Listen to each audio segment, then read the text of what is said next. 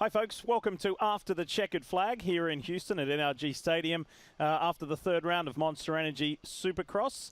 Lee Diffie, Ricky Carmichael with you. Let's start with the 250s RC, because one thing has become pretty plain, pretty clear in this 2021 season. Monster Energy Star Yamaha Racing is the team to beat. Yeah, they sure are. I mean, they're tied in points. Christian Craig and Colt Nichols, and they have, both those guys have really been riding superb, and they have been the most consistent. You watch them, they don't take a lot of chances, and just they're at the right place at the right time. And another key thing about that team and those bikes, they get really good starts. Yeah, that was a key point of the 250 main here tonight, and Christian Craig said that in his post-race interview that the team said, hey, but for both of you, your starts in the heats were not acceptable. Step it up, and they did, because right from the first turn away they went. Yeah, it was incredible, and it's just like you listen to them on their podium speeches, and they always talk about, like, man, that was just another day at the Yamaha test track. So they definitely are grooving right now. And you go back, I mean, Ferrandis won on that bike last year, the last 2 years on 250 West Division. So exciting times for that team. Unfortunately, we lost two heavy hitters with Austin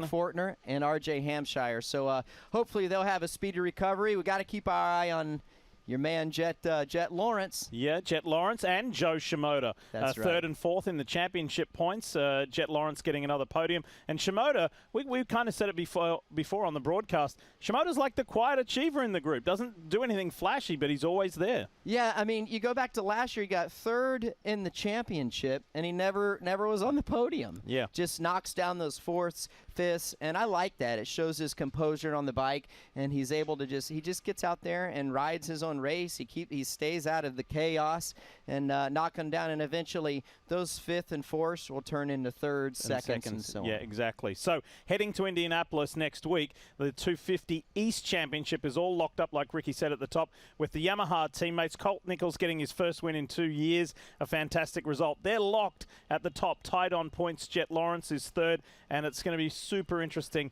at the racing capital of the world. So let's transition to 450s. What a night. What a finish. And to use the old adage, the old saying, Cooper Webb saving the best till last on Ken Roczen. I mean, he's really Ken Roczen's kryptonite.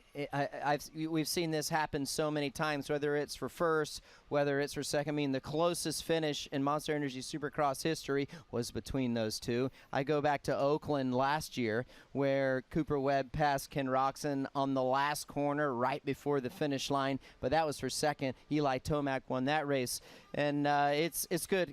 Dean Wilson, he should have got out of the way. Right. Really, I mean, there wasn't someone right in front of him for position, and I mean, it was the last lap. That was a battle, for the win, and he needs to be a little bit more aware of that.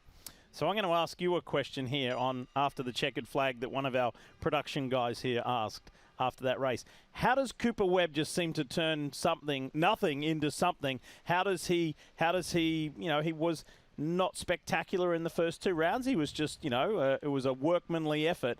But to just turn that around and into a victory like that, what's your response? Well, I go back to when he won the championships in the 250 division, and then I go back to when he won the championship in the 2019 division.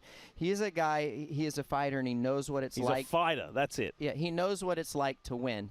And once he gets that feel on that bike, clearly there's been some things going on with the bike that we don't know about, but he said that they clicked on it right there for the main event, and he never gives up, and like I said, he knows how to win, and that's key. Not a lot of guys know how to do that, and he had Ken on the ropes, and Ken rode really, really well. I think he was riding better than Cooper, but just couldn't get away, and Cooper was the right place at the right time. He put himself into position to take advantage of something like what happened with Dean Wilson.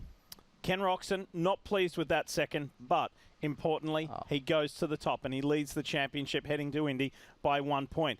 Really pleased for Adam Cianciarulo after the injuries in the second part of the season last year, for him to come back. He wasn't close to those top two in times. He was some 14 seconds behind.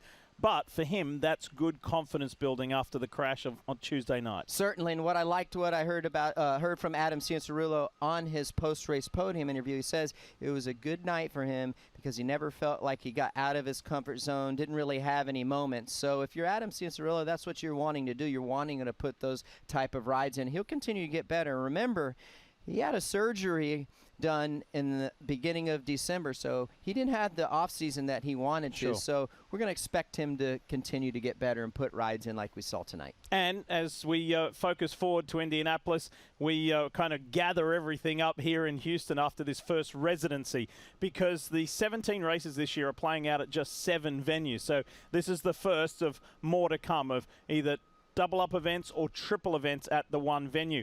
And so we couldn't ask for anything more than what Houston's delivered. 3 different winners from 3 races in the 450s, 3 different winners from 3 races in the 250s, and championships that are either tied or separated by 1 single point. We've had a blast here in Houston. It's off to Indy.